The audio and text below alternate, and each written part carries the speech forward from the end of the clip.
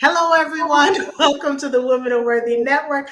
I'm so excited, right? I'm here talking, and you guys didn't hear my audio because I'm trying out my new intro and I'm going to be working on my outro. So I hope you guys like it. We want to thank everyone for tuning in. And as you know, if you want to join our tribe, you must what? Subscribe. If you want to join our tribe, you must subscribe. Okay. So I want to get rid of all the housekeeping so my team doesn't get upset with me. Like, comment, and share. We want to build this platform. We're doing a great job right now. We want to thank you for constantly supporting us. I created this platform because I wanted to create a safe space for positive women who are doing great things in the community. When I mentor the youngins, as I call them, if they're under 30, I call them youngins, y'all. I don't call us seniors, or I call us seasoned women. Okay. So basically, when I would talk to the youngins, they would tell me Beyonce, Jay-Z, Lady Gaga are their role models. And I wanted to show them and prove to them that we have women in our community and men that are doing phenomenal things. So I created this platform that's called the Women Are Worthy Network. The company is called Women Are Worthy. The platform is called the Women Are Worthy Network. So y'all, let me take a sip, okay? I'm not taking a sip because I'm parched. I'm taking a sip because I'm going to be parched. Because by the time I read this woman's CV, resume, and all her accolades, I'm going to be parched and thirsty. Okay? So I'm going to have to summarize it. Now, ladies, come a little closer. We got to get personal. Okay? We got to get personal. I want everyone to meet the fabulous owner, the fabulous woman. She's the Wig Doctor, right? She owns, we're going to be talking about, she has a boutique. They deal with mastectomy. They deal with hair loss. So often we don't address that. Like, we have pockets of people who've lost hair and they throw on a wig and it may not be custom for them and they don't feel sexy because, let's face it, I don't know this, but I have friends when they've gone through cancer or they're going through alopecia, they don't feel sexy. And I'm going to tell y'all, the minute I did the big chop and I knew I had to put on some nice shades, put on some makeup, baby, talk about confidence. Confidence. And we want all our women and men to be confident. So, cancer, as the Wig Doctor says, and this is Dr. Erica Gamble. I'm going to get there, okay? Because I'm going to tell y'all saw that picture I posted with her graduating, okay? How gorgeous she looked. And she still does look gorgeous. So she says something that's so pivotal here. She talks about cancer does not take a vacation. Come a little closer, y'all. Just don't look for my tonsils. Cancer does not take a vacation. So Dr. Gamble is working hard. She wants to educate people about what it does, and she wants to assist people. Now that's caring. Now, Dr. Gamble, she's going to have to help me pronounce this word. Dr. Gamble is a trichonologist. You close. Trichologist. She's a trichologist. That's a fancy word for science. That it's the functioning hair disease. Okay, who knew? Who knew about that, right?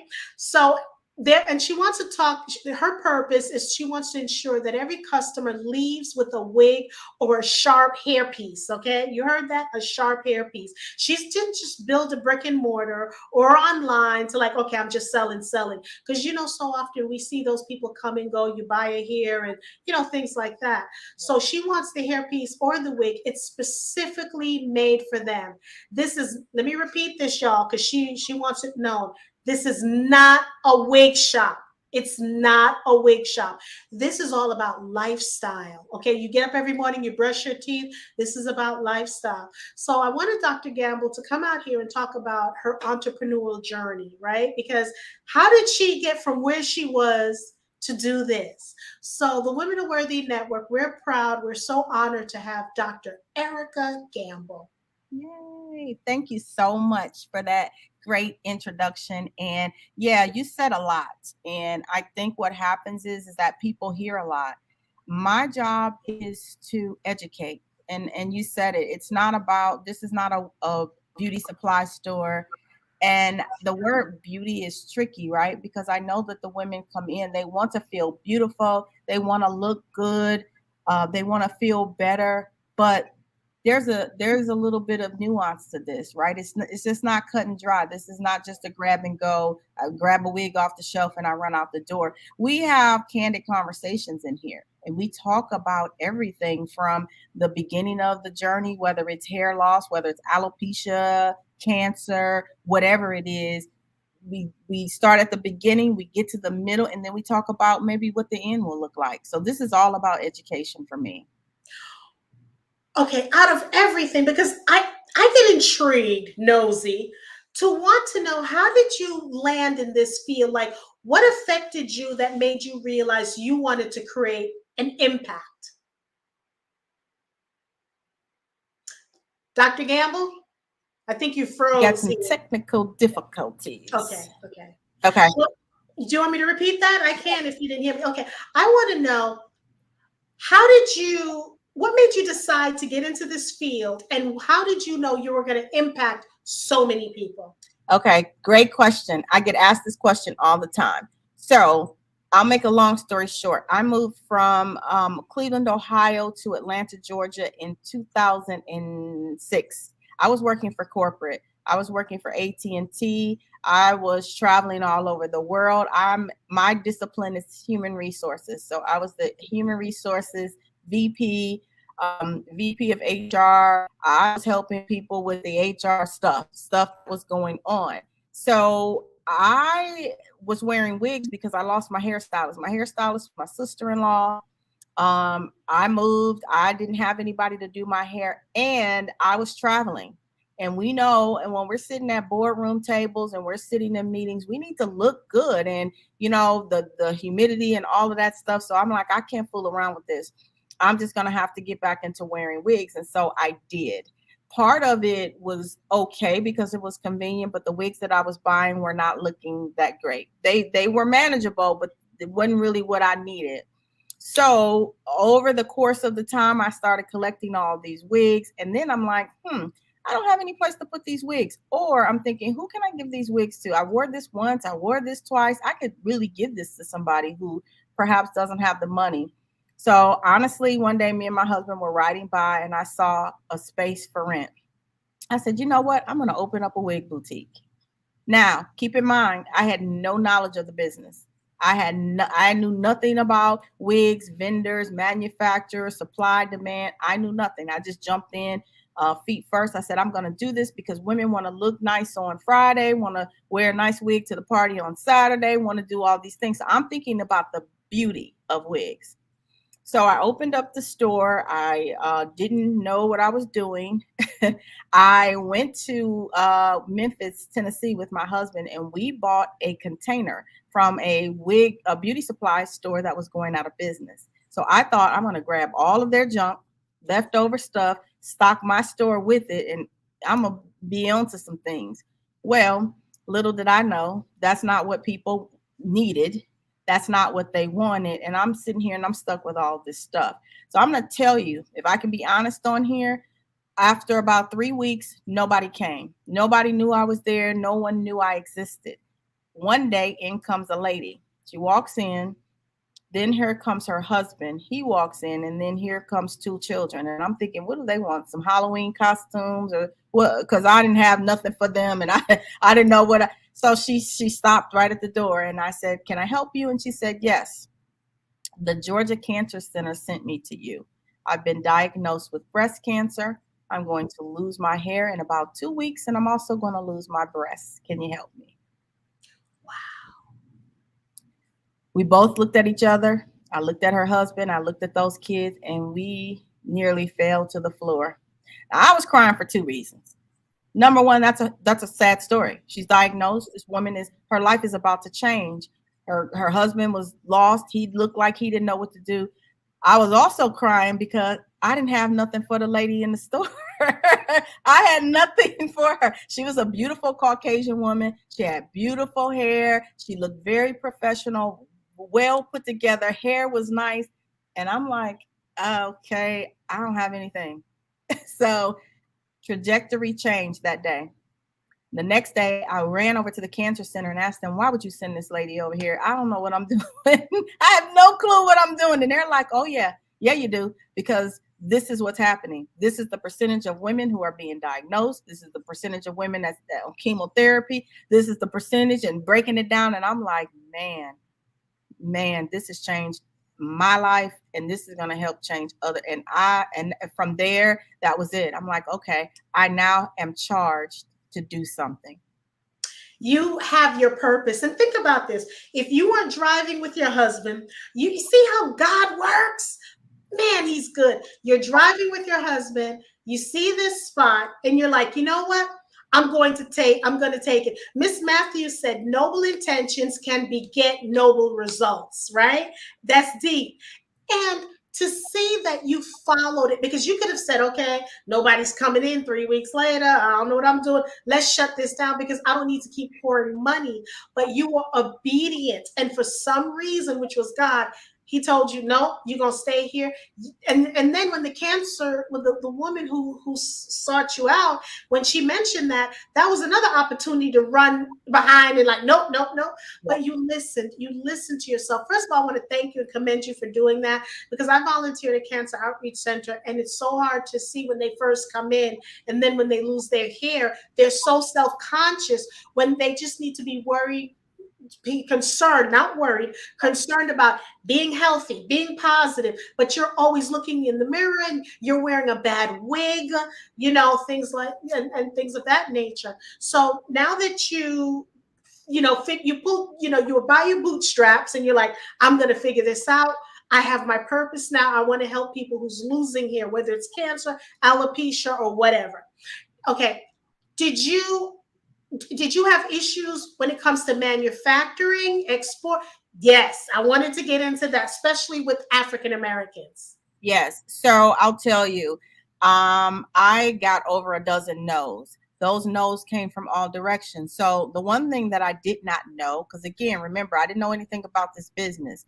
I went to the beauty supply stores and I started looking at labels and tags, and I'm like, okay, great. I'm going to get this and I'm going to call this manufacturer and I'm going to do all these things. Well, I reached out to them and I'm like, hey, I'm all excited. I'm a new business owner. I've opened up my shop. I need to purchase some wigs. And they were like, who are you? And I tell them again, I'm Dr. Gamble. I just opened the Wig Doctor. And they were like, absolutely not. We will never sell to you. And I'm like, wow, that was like the first hard no that I got. I mean, literally, he was just like, no, I don't care who you are, what you do, no. So that was that. I thought, okay, maybe that was a one-off, right? Kept going, kept calling. Every call was a no, a no, and no. The reason is because what they explained to me is that we only sell to our own people. Mm-hmm. Basically, you're not a beauty supply store. You're trying to do something different. This is not the space that we're in. So good luck, but don't call us anymore. And I thought, wow, okay. So education lesson 2, 3. I'm like, okay, now what do I do? So I went to another wig boutique who she had been open since 1962. I decided to drive up there. I also decided to take a picture of the client that came in. And I when I walked in, I told the lady, I said, hey, my friend's mom has cancer and I'm looking for a wig to kind of help her. Can you help me? She said, oh, yeah, sure. Come on over here. So she said, okay, this looks like it would look nice on her. This was the lady who came in, by the way. She said, this looks like it would look nice on her. And I said, okay, great. I'll take it. How much is it? And she's like, oh, this is $650. And I'm like, how much? $650. And I'm like, okay, great. I'll take it. I bought the $650 wig, sold this wig for same price, $650. So now we got a problem. Mm-hmm. This is not going to work. So then I went back. Like a week or two later with another picture. Hi, I'm back. Got another friend whose mom is losing hair. I showed her the picture. And so she kind of looked at me and she said, yeah, this is not what this is. And I said, you know what? You're right. I'm just going to be honest with you. I've opened up a wig boutique. I'm literally 2 miles from you and I have no clue what I'm doing. And she looked at me and she said, I knew that when you came in here the first time. And she said, now you're here the second time, I'm going to help you. And that actually changed my life and my business, because honestly, we know sometimes we don't like to help people because we deem competition. But I thought to myself, I could never compete with a woman who has been in business before I was even born, still here. She told me my job is to pass the torch. I'm 80 years old. I'm not going to do this forever. So now you're charged with this responsibility. And I will tell you, I'm in touch with that lady to this day. She's retired. She closed her doors right when the pandemic happened. She was in her 80s. She couldn't do it anymore, but she says, "I'm going to help you. I want to see you succeed." And in that moment, I realized a lot of things. We have to learn to ask, because with all them no's, I'm thinking that this is just going to be another no anyway, but it wasn't. And so sometimes, as they say, all of those closed doors just led me to the one that was actually open for me. Ask not, want not, and like God said, you knock and the door will be answered, but you just have to knock. So it's almost like she's mentoring you, so to speak. You know, Yeah. your unofficial mentor. So that's good to see that she's sharing the knowledge. She wants you to pass the torch. What has been your most fulfilling out of all clients, other than that first one? What has been your most fulfilling? I know they're all, but which one has been that first baby? She was actually a baby, not literally. She was 11 years old. I got a phone call from a woman who says, I have someone who I know their daughter is going through, she's had childhood cancer, some form of leukemia, and she's losing all of her hair. They need a wig for her. She's in middle school. She's a cheerleader. This is a very tough time. So I said, okay, again, and this was a tough task because kids are a little bit different. They're a little bit more difficult, not just because of head size and color and all that, just the natural look. And as we know, we live in a cruel world. Yeah. Kids show up with a wig on, other kids are going to laugh and play. This is going to be a horror story. So the lady then reached out to me and she also said one other thing. I am going to write you a blank check. I don't care what the cost is. Take care of this family and do not mention my name. Who does that? So not only did I have that on me, I felt like I was called to duty. I need to feel this responsibility. So called the family in, the whole family came, the mother, the father, the grandmother, the kids, everybody, because they wanted to support this little girl. And she was the most beautiful little girl. She had blue eyes, freckled face, but she was going through something. The mom was truly very fragile. She had no idea how to handle this. She was dealing with cancer herself, and her daughter was also dealing with a cancer diagnosis. So now we got double things going on. The mother could have cared less about her hair falling out and all. We talking about this baby. And I took this on. Now, the easy part was we got the wig. My stylist worked with me. We got that wig cut. We got it to a perfection. We got it to fit. It was great. The next step was, how is the school and the kids going to respond to this? Because this is going to be a challenge. The mom was actually upset because she said some of the girls on the cheer team were mean girls. And she did not want her child to be a victim of that. I said, so we're going to solve this problem right now today. She gave me the number to the school. I called, asked to set a meeting with the principal. I needed to meet with the parents. I needed to meet with these cheer parents, because what we're not going to do is have a laugh fest around a baby who is diagnosed and the schools don't know how to handle it. Right. That was also another opportunity. However, I asked the mom if it would be okay if I went and held a whole powwow around what we're not going to do. You were their advocate. Yep. Yep. Not in my job description, not my role, right? No, that was gonna happen. That was gonna happen. But Very you're right. You're right, because kids can be cruel. And this little girl needs to just be concerned about getting healthy, thinking positive. Hello, Julie. Thinking positive and things like that. Just 1 second, because I'm getting a coughing fit right now. sure. So to see that you chose, and I think that's what we're challenged with right now. People only just do the bare minimum, their job duties. You have to step outside, especially when it's come, not even going to say because it's a little girl, when it comes to human beings, because the world that we're living in right now, aesthetics matter. and kids are cruel, people are cruel, social media is horrible. So all she needed was just that one negative thing. Whatever positive reinforcement you were going to give her, it would just went out the window. So you had the foresight to say, you know what, we're going to talk about this, and not only are we going, I'm going to assure you as a woman, I'm going to assure your child, reassure your child, and I'm going up to the school. And by the time I get finished, I dare them to say something. I know how you went down there, Dr. Gamble. I can imagine how you went down there. Yeah, it went down. I tried to be nice, but I think the biggest thing that I realized is people are not educated. And that just brings me back to my purpose. It's not about selling wigs. Anybody could sell a wig. It has nothing to do with that. But if we're not educated, we don't know. And if we don't know, then we are misinformed and we say things and we do things, we act irresponsibly. And you never know how someone feels. You know what I'm saying? So we have to think about that. So now that God has just been, when I say God has been in your driver's seat and you've been the co-pilot, that's what it was been, the minute you and your husband drove and the minute you stopped and you said, I'm going to do it here, God has been doing everything else. How long have you been in business? 9 years. Wow.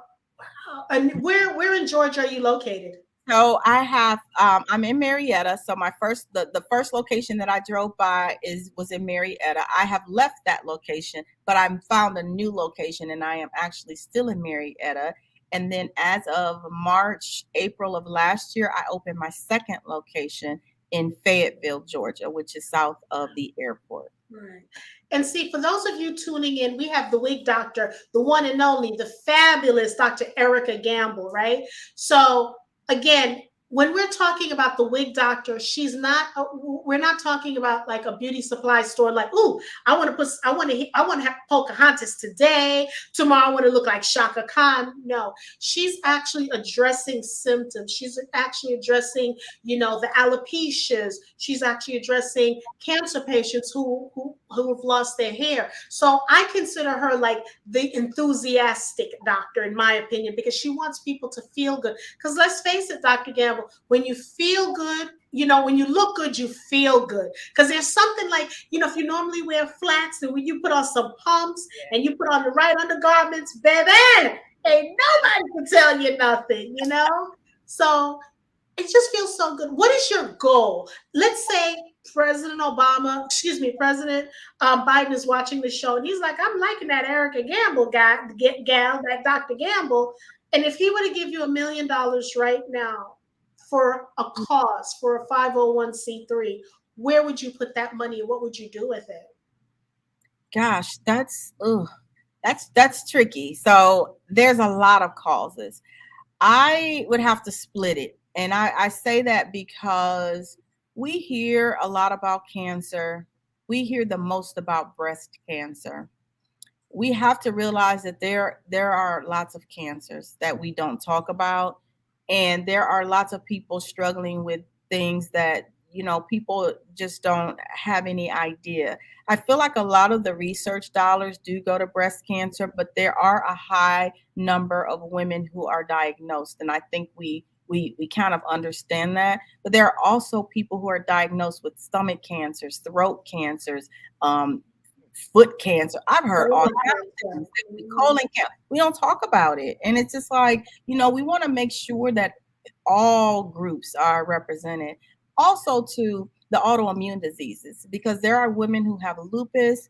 There are women who have sickle cell. And I say women, I don't mean, there are men too, but I think the bigger number is in women and, the autoimmune diseases, and the monies just don't necessarily go to, they call them small diseases or the unheard of diseases. But why? There's a lot of people who struggle and suffer from these things. So I would just have to kind of spread it around, because I do see women who are losing hair for all of these reasons, not just cancer, and certainly not just breast cancer.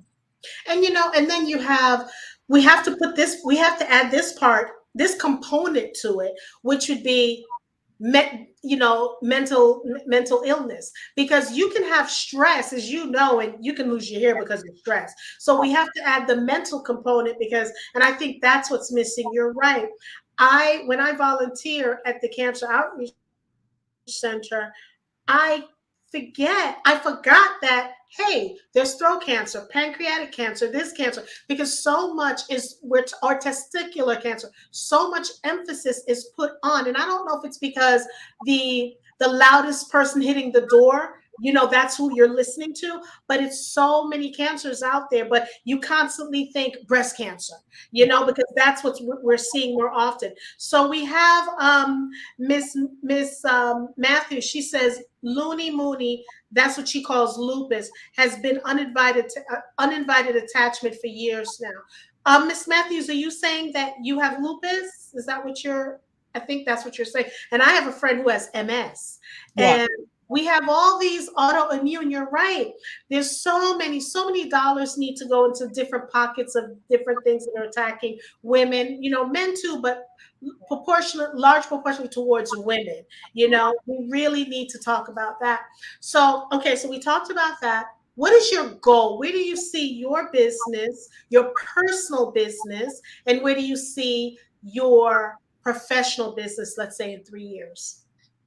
Ooh, that's a lot. I have tapped into the mastectomy space with my second location, working on getting fully accredited, meaning that all insurance can be accepted. I can see people who have Medicaid, Medicare, or private insurance, and really Yeah, I think your Wi-Fi wigs. is It was your just Wi-Fi. it was just all. Is that better? Yeah, your Wi-Fi is better. Okay, it was all about wigs and hair loss and hair pieces. But then I have customers who would come to me and travel far and say, you know what, it would be great if you were a one-stop shop. And again, I'm like, what do you mean? What does that mean? Well, yeah, lymphedema. We have going into surgery, coming out of surgery, compression. We need these things. And the doctors and the nurses, this is not really their business. They're not there to give you all of that education. Hey, before surgery, here's some things you want to get. After surgery, here's some things you want to have. No one talks to them about this. It's quick, it's fast. You got 10, 15 minutes with the doctor. You got 5, 10 minutes or 20 minutes with the nurse, and then you're out there on to the next patient. And these patients still have a list of questions. So I see myself being in this space still, these educational resources, whether it's consulting, whether it's working side by side in these hospitals, because again, doctors, nurses, they don't have the time. Somebody has to have the time. The advocates, most of them are volunteer. Social work, that's not their place. They need that middle person. There still needs to be that person that's educated in that space that can give them the resources that they need. So when they leave, them and their family members have at least an idea of where to go. So the mastectomy is huge. And a lot of women I found were just walking around after they lost a breast or both breasts, walking around with socks in their bras, balled up t-shirts, tennis balls. I've seen it all because they had no idea that these products or services were even available to them. And then they had no further idea that the insurance company would cover it. Wow, Miss Matthews wrote the zodiac sign Capricorn rules breast/stomach. That could be the number one unconscious reasons most people may instantly think that area of the body is the context in that context. That's interesting. I didn't even think about that. Cancer.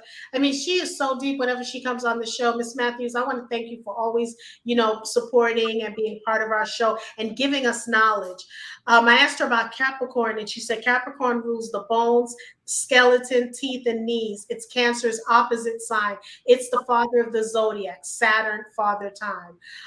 She said, no, Cancer rules the breast and / the stomach. Makes sense. Wow, it does, right? The signs make sense. The fact that you opened up this store, you were thinking about doing a wig store, and then how your passion met your purpose, or your purpose met your passion. And now, what I've noticed, when you're both headed into the right direction and then you crash in a good way, you then take it to the next level. Because you weren't thinking about this, and now that you realize you could help people, and you're like, okay, how can I do this? So the fact that you're doing this, we know what you're looking for. What is it that you're needing from the community? I guess support and support in the space of bringing people, helping to create that awareness. I think what's important is if you know something, be willing to share it with somebody, and if they know and everybody knows, then we can help somebody. The number of women that are being diagnosed with cancer and alopecia and all the things, this is a daily, moment by moment, every minute of the day, all across the globe, people are being diagnosed with something. And ultimately, it all impacts all of these things. And so I'm finding that, being a business owner, people are like, oh, you have to advertise and you have to market and you have to do all these things. And this is a very, this is different. This is not like I'm selling t-shirts or This is a niche. You yeah, definitely have a niche. I'm not selling workout clothes or all the, that's kind of fun. This is also, people have to realize there are women who have told me, I've had your name and your number written down for 5 years. I just couldn't bring myself to come in. I'm embarrassed. I don't know what to do. I can't see myself wearing a wig. I don't know how to tell my boyfriend, or somebody that I just met that I don't have but one breast and they're only seeing me in a bra, or my arms are swollen because I've had surgery and the swelling won't go down. This is huge. So it's really a lot. What can women are worthy? Because I know I can, refer pay people when I hear what I would like, what the commitment that I want from you is, if you have any marketing materials like a flyer or something, I can give it out to people. I can put it on my social media pages, because at the end of the day, it doesn't stop and start with me, because we all know someone who's going through something, or someone who knows someone who knows someone who knows someone. So for me, I think this is what I think I can do in the community to support you, right? Because if I send someone to you, they'll be on the journey of feeling better, because we're not even going to talk about how many people want to self-harm themselves, right? Because it's so easy to, people may call it weak, but it's not weak when you're in so much pain. And I'm talking about a person who wanted to do that, right? So when you're in so much pain, it's not because you don't want to be here. You want to get rid of the pain, and the pain is so deep. So I'm here to support anything that any woman on this platform is doing, because it's so easy to say, oh, we support each other, we empower each other. But when the going gets tough, where are they? So for me, I'd like us to share more things. You share some things with me so I can give it out to people. I'm a part of the Loving Arms. So anything that I can do with shade trend, and I meet so many people, talk to so many people on the show. And then sometimes after the show, I've had a woman tell me that she was diagnosed. She was in Ohio, told me that she was diagnosed, right? So, but still, just share the information with me. I have no problem sharing. I don't think, my thing is God's going to take care of me. You know what I'm saying? Feel me? So I'm not worried about stuff like that, because as a woman, we're supposed to support each other. So I have one question for you. Why should women support each other? Why is it important? It's important because I feel like not only do we probably understand each other more, but it's that softer side. I think it's just, I would even say for me, I enjoy supporting women because when women come to me and they're crying their heart out about, oh, how ugly I look, or how bad my hair looks, or look at my body, or look at this and look at that, we see things so differently. I could care less if you don't have any hair. I certainly could care less if you don't have a breast or don't have, that doesn't have anything to do with my love, compassion, wanting to support you, be there for you. And I think that's the difference. And women, we see that because we're all the same, right? We have the same thing. Some of us different, some have, children, some don't, some married, some not. But at the end of the day, we pretty much require the same things. That nurturing, yes, Miss Matthews, that care, that concern, the listening, the non-judgment, and all of the things that we do to help each other feel good. I try to make sure I'm around a tribe of women who can tell me when I'm wrong, but also support me when I'm doing right, but Yes. also have my back when I need it, Or, hey, I just need a day off before I have a nervous breakdown. So can you come and help run the shop just for 2 hours? We have to have that, and we have to do better in being in that space, because I don't think we realize, like you said something earlier about the number of people looking to harm themselves. Just because we smile, and just because we're not talking about it, just because I'm not complaining, just because it looks like my business is doing fabulous, just because it doesn't mean that that's my reality. People don't understand what it takes to be an entrepreneur. They don't know the sleepless nights. They don't know the sacrifice by not meeting family obligations or being with friends. We may have lost friends because, oh, I'm gonna hang out with you, but I can't because this is different. No disrespect to people who are working a 9 to 5 or who are retired, but we are actually holding everything, our whole future in our own hands. Where when you're working for somebody, you have your own pension, they've laid the groundwork. All you have to do is a certain job skill set where you're doing the manuals, you're doing the training, you're doing the research.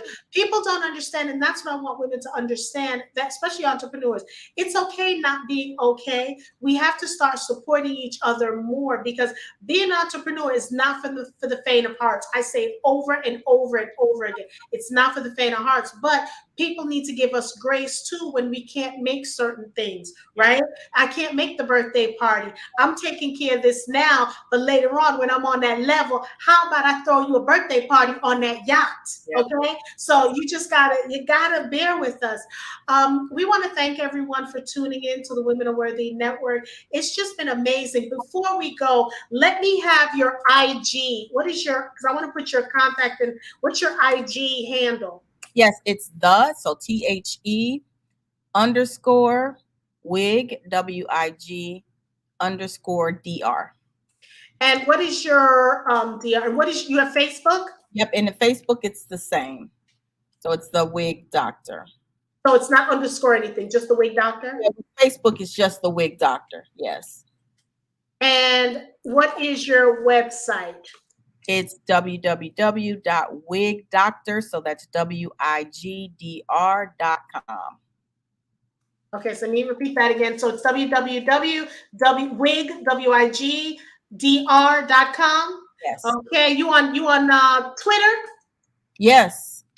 Look, I'm getting everything. Okay, what's your Twitter handle? And so it's going to be, let me look, because I always, so it's at ATL WIG DR. Okay, so we got okay, y'all. So I put everything there for you, okay? I put everything, and let me put it under here, so when the tape is rolling, y'all have it, okay? Here she is. That's everything about her. So contact her. Now, here's what we're going to do. This is what we're going to promote, right? Sharing is caring. Y'all know I be talking about sharing is caring. Don't be selfish. Be selfless. You may know someone who knows someone who knows someone. Don't be worried about, oh, if I refer someone, I ain't getting $1. Don't worry about the dollar. You're saving someone's lives. God will be taking care of you, or whoever you pray to, whoever you talk to will take care of you. The universe, karma, you're helping another woman look good, because when she looks good, she feels good, okay? Which means if we get more women looking good and feeling good, what's going to happen? We're going to start supporting each other. We're going to stop the crabs in a barrel mentality. That's another show. So, it's another show. Yeah. But we want everyone to feel better and look better, because just think about it. They're going through chemo, they're going through radiation, or they just woke up and globs of hair is falling out and it's due to alopecia, right? So we want our sisters feeling good. And if there's something that we can do, so guess what? I found a solution. The Wig Doctor, Dr. Erica Gamble. So y'all reach out. Y'all contact her, and if you don't want to contact her, at least give the information to someone that you know. So I challenge everyone that's watching, whether you're watching live, whether you're, oh, I'm getting all New York on y'all with my hands. Let me stop. So I'm challenging each and every one of you to share the show to someone that you know that is going through something so they can hear what Dr. Gamble is doing. It doesn't matter if you're white, you're black, you're Caucasian, hair is hair. She serves all nationalities, all ethnicities, okay? So please share this, because we want people to feel good and look good, because we have so much going on. The least we can do is help other people in that position. So without further ado, the Women Are Worthy Network, we are so proud and honored to have you on the show, watching our show. Please tune in tomorrow night. We're going to have Mildred Muhammad. She is the wife of the DC Sniper. She has a story to tell. It's going to be amazing. I've spoken with her before. It's going to be amazing. But again, I want you guys to have a terrific Tuesday, wind down Wednesday, turnaround Thursday, self-care Saturday, and soothing Sunday. And then when you get around to Monday again, motivational Monday. So we want everyone to have a perfect day. Good day, everyone.